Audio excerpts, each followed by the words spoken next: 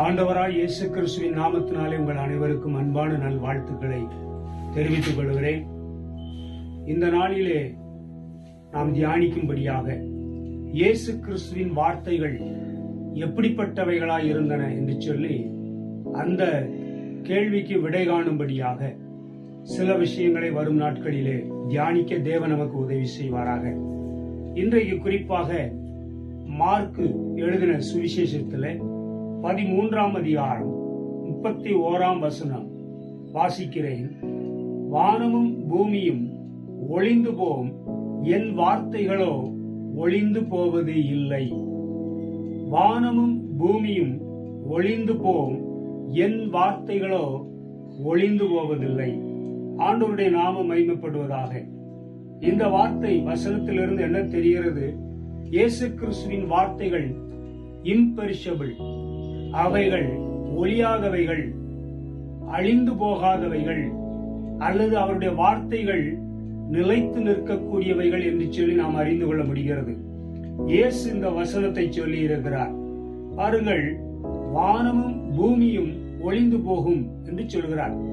நமக்கு இந்த வானமும் பூமியும் மிகப்பெரிய ஒரு விஷயமாய் நமக்கு தெரிகிறது.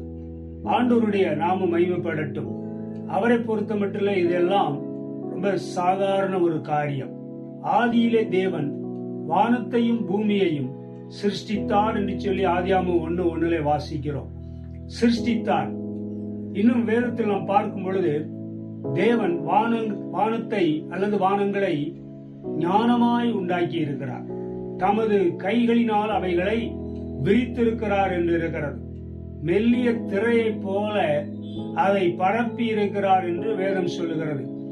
இப்படி வானங்கள் தேவனுடைய மகிமையை வெளிப்படுத்துகிறது. ஆகாய விரிவு அவருடைய கரத்தின் கிரியைகளை அறிவிக்கிறது என்று சொல்லி சங்கீதம் 19:1 வாசிக்கிறோம்.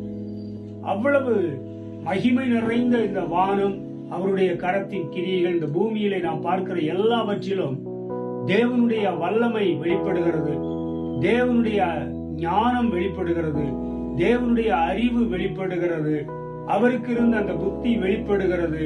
இன்னும் சொல்ல போனால் அவருடைய ரசனை வெளிப்படுகிறது. இப்படி தேவனுடைய அவருடைய கைகளினுடைய அந்த கிரியைகளினுடைய வெளிப்பாட்டைத்தான் நாம் பார்க்கிறோம். இந்த பூமியிலே அவருடைய படைப்புகள் எதை எடுத்தாலும் சரி, எல்லாவற்றிலும் அவருடைய வல்லமை வெளிப்பட்டு இருக்கிறது என்று சொல்லி அறிந்து கொள்ள வேண்டும். இவ்வளவு பிரமாண்டமாக அற்புதமாக தேவன் வானத்தை படைத்திருக்கிறார். இன்னொரு இடத்துல வானத்தை ஜானளவாய் படைத்தவர். அவர் அளந்தார்னா வானத்தை அப்படி ஒரு கை வச்சு அளந்துருவார். ஒரு ஜான் சொல்லி அளக்கிறோம். அப்போ அவ்விதமாய் ஜானளவாய் படைத்தவர். வானங்களுக்கு தேவன் தூண்களை ஏற்படுத்தி வைத்திருக்கிறவர். ஆண்டவருடைய நாமம் மகிமைப்படுவதாக. இந்த இடத்துல இவ்வளவு இப்படிப்பட்ட ஒரு ஆச்சரியமான விஷயத்தை அவர் உண்டாக்கி இருக்கிறார். அந்த வானமும் பூமியும் ஒளிந்து போகும். பாத்தீங்களா? அந்த வானமும் பூமியும் ஒளிந்து போகும், என் வார்த்தைகளோ ஒளிந்து போவது இல்லை. இப்ப இந்த இடத்துல எது ரொம்ப பெரிய அளவு முக்கியப்படுத்தப்படுகிறது? வானம் அல்ல, இந்த பூமி அல்ல, அவருடைய வார்த்தைகள் முக்கியப்படுத்தப்படுகிறது. அவருடைய வார்த்தைகள் அழியாதவைகளாய் இருக்கிறது என்று சொல்லி நாம் அறிந்து கொள்ள வேண்டும். சங்கீதம் 138:2 உமது பரிசுத்த ஆலயத்திற்கு நேராக நான் பணிந்து உமது கிருபையின் நிமித்தமும் உமது உண்மையின் நிமித்தமும் உமது நாமத்தை துதிப்பேன். உமது சகல பிரஸ்தாபத்தை பார்க்கிலும் உமது வார்த்தையை நீர் மகிமைப்படுத்தி இருக்கிறீர் என்று எழுதப்பட்டுள்ளது. வார்த்தையை அவர் மகிமைப்படுத்தி இருக்கிறார். சகல சிருஷ்டிப்புகளுக்கு மேலாக தேவனுடைய வார்த்தையை அவர் என்ன செய்திருக்கிறார்? மேன்மைப்படுத்தி இருக்கிறார், பிரஸ்தாபப்படுத்தி இருக்கிறார், மகிமைப்படுத்தி இருக்கிறார் என்று சொல்லி நாம் அறிந்து கொள்ள வேண்டும். கர்த்தருக்கே ஸ்தோத்திரம். இவ்விதமாக அந்த வார்த்தைக்கு இம்பார்ட்டன்ஸ் கொடுக்கிறார். இந்த வானத்துக்கும் பூமிக்கும் முக்கியத்துவம் அல்ல. இவர் சொல்றார், இயேசு கிறிஸ்து வானமும் பூமியும் ஒளிந்து போகும் என்று சொல்லுகிறார். அது ஒளிந்து போகும் என்று சொல்லி 2 பேதுரு 3 சொல்லப்பட்டிருக்கிறது.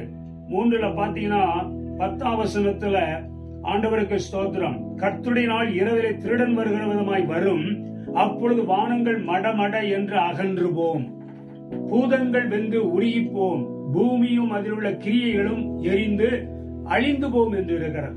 அப்போ வானங்கள் அது மடமட என்று சொல்லி அது அகன்று போய்விடும்.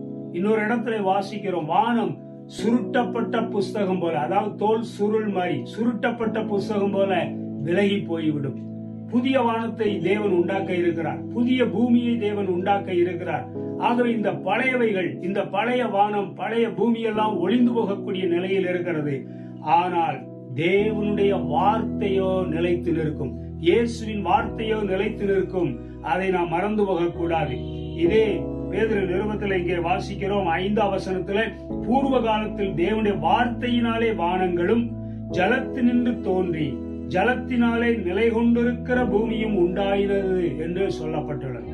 அப்ப பூர்வ காலத்துல தேவனுடைய வார்த்தையினால என்ன உண்டாச்சு? வானங்கள் உண்டானது, பூமி உண்டானது. அதே மாதிரி எந்த வேகத்துல எந்த சனப்பொழுதுல வானம் உண்டானதோ அதே மாதிரி நொடிப்பொழுதுல வானம் இல்லாமல் போய்விடும், நொடிப்பொழுதுல பூமி இல்லாமல் போய்விடும், அழிந்து போய்விடும். அப்படிப்பட்ட ஒரு நிலையில தான் அவைகளெல்லாம் வைத்திருக்கிறார். அதனால் நமக்கு அது பிரம்மாண்டமாய் தெரிகிறது, பெருசா தெரியுது. ஆனா அவருக்கு அது லேசான காரியம். அவைகளெல்லாம் அகற்றி விடுவார். ஆனால் இயேசு சொன்ன வார்த்தைகள், வசனங்கள் நிலைத்து நிற்கும். கர்த்தருக்கு ஸ்தோத்திரம். இதை வைத்து நம்ம அவருடைய வார்த்தை எப்படிப்பட்டதா இருக்கிறது, அவருடைய வார்த்தை அழியாத வார்த்தையாக நிலைத்து நிற்கக்கூடிய வார்த்தையாக இருக்கிறது என்பதை நாம் மறந்து போகக்கூடாது. அப்படியானால் நாம் எதற்கு முக்கியத்துவம் கொடுக்க வேண்டும்?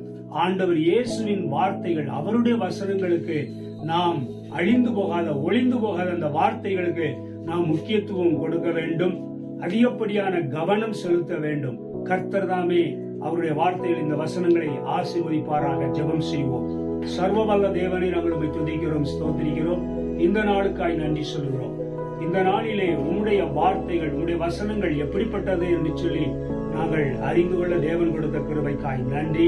பிரம்மாண்டமான அந்த வானமும் நாங்கள் பார்க்கிற இந்த பூமி, இதில் உள்ள எல்லாமே அழிந்து போய்விடும் ஒரு நாளிலே. ஆனாலும் உங்களுடைய வார்த்தைகள் நிலைத்து நிற்கும் என்று சொல்லி நாங்கள் அறிந்து கொள்கிறோம். அதற்காக உம்மை ஸ்தோத்திரிக்கிறோம். உங்களுடைய வசனங்களுக்காய் நன்றி, நன்றி. இந்த வார்த்தையை கேட்ட உங்களுடைய பிள்ளைகள் அனைவரையும் தேவன் ஆசீர்வதித்து காத்துக்கொள்ளும். இயேசு கிறிஸ்துவின் இன்ப நாமத்திலே வேண்டிக் கொள்கிறோம், ஜீவனுள்ள பிதாவே. ஆமென், ஆமென், ஆமென்.